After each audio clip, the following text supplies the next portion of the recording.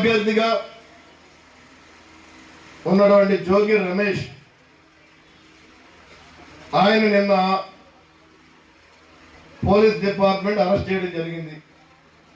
Excise department కానీ police department కానీ. అంటే ఆయన ఎందుకు అరెస్ట్ చేశారు?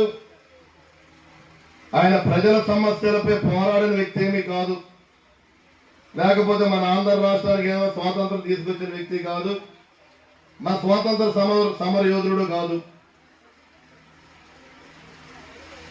అంటే ఎందుకు మాట్లాడుతున్నానంటే గత ప్రభుత్వంలో మేము చూసుకుంటే కనుక ఆ రోజున ప్రజల సమస్యలపై ప్రజలకు ఏదైనా సమస్య ఉన్నప్పుడు ప్రజల తరపున మేము మాట్లాడినప్పుడు ఆ రోజు ఉన్నటి ప్రభుత్వం మాపై కేసులు పెట్టిన పరిస్థితి.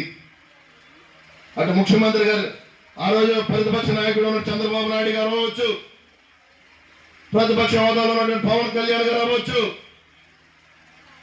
మాలాంటి స్థానిక నాయకులు అవ్వచ్చు, లేదా సుబ్బారెడ్డి గారు కానీ రామరాజు గారు కానీ మేము కానీ స్థానిక నాయకత్వం అవ్వచ్చు. ఆ రోజు జిల్లా హెడ్ క్వార్టర్ కోసం కూడా, నరసాపురం జిల్లా కోసం కూడా మేము పోరాటాలు చేస్తే మాపై ఇక్కడ ఉన్నటువంటి మా నాయకులపై కేసులు పెట్టిన పరిస్థితి. ఏదైనా ప్రజలకు సమస్య వస్తే ఒక గర్భిణీ స్త్రీ నరసాపురం ఏరియా హాస్పిటల్లో చనిపోతే హాస్పిటల్ డాక్టర్ నిర్లక్ష్యం వల్ల ఆ మహిళకు మేము సహకరించినప్పుడు ఆ రోజు మాపై కేసులు పెట్టిన పరిస్థితి.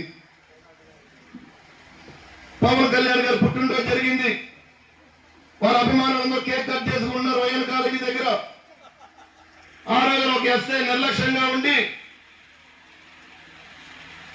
ఆ రోజున వారందరినీ కూడా కేక్ కట్ చేసిన యువతలందరినీ కూడా కొట్టుకుండా తీసుకెళ్లి పోలీస్ స్టేషన్ నిర్బంధిస్తే ఆ రోజున ఆ యువతని మేము సహకరించినందుకు మాపై కేసులు పెట్టిన పరిస్థితి. మేము ప్రజల సమస్యలపై ప్రజల కోసం నిలబడినప్పుడు మాపై కేసులు పెట్టారు. ఈ రోజు నిన్ను అరెస్ట్ చేసింది ఎందుకు? మీ జగన్మోహన్ రెడ్డికి కానీ మీ వైఎస్ఆర్ నాయకులకు కానీ అర్థం చేసుకోకపోతే మేమేం చేయలేని పరిస్థితి. నీ వల్ల నువ్వేదైతే అవినీతి మద్యం వల్ల గత 5 సంవత్సరాలలో మరి వేలాది మంది ప్రాణాలు పోయిన సందర్భం.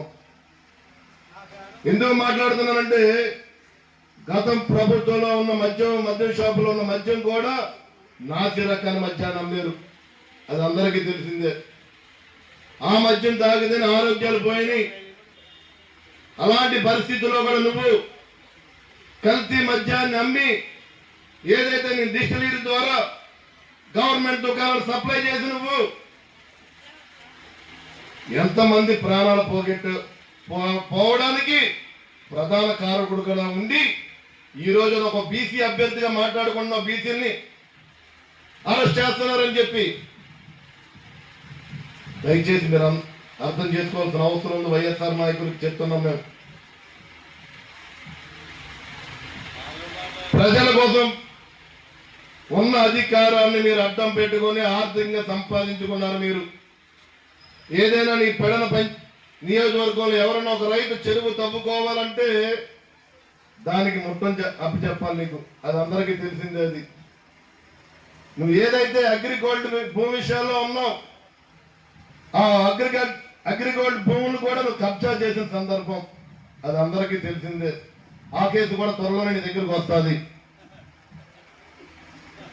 అదేవిధంగా నువ్వు చేసిన ఘనకార్యం మరి ఆ రోజు గతంలో ముఖ్యమంత్రి చేసినటువంటి చంద్రబాబు నాయుడు గారి ఇంటికి వెళ్ళి ఆ రోజు దౌర్జన్యం చేసిన తీరు అంటే మీకు అధికారం ఉంటే మీరు ఏదన్నా చేస్తారని అహంకారంతో మీరు ముందుకు వెళ్తున్నారు. మీరు మరి ఆ రోజు గన్నవరం టీడీపీ ఆఫీసులో కూడా మీరు ఏ రకంగా అక్కడ కార్యాలయాన్ని పాడు చేశారు. వివిధ రకాలైనటువంటి కేసులు ముద్దాయిలుగా మీరుండి ఈ రోజున మీరు ఒక బీసీ నాయకుడిని మీరు అరెస్ట్ చేస్తున్నారు, బీసీని ఇబ్బంది పెడతారన్న ఆలోచనతో మీరు ముందుకు వెళ్తున్నారు. ప్రతి దానికి కుల ముద్ర కాదు ఇవ్వాల్సింది. మీరు వాళ్ళ ప్రజల ఆ రోజున గెలిపించారు మిమ్మల్ని. ప్రజల కోసం నిరంతరం కూడా మీరు ఉండవలసిన అవసరం ఉంది.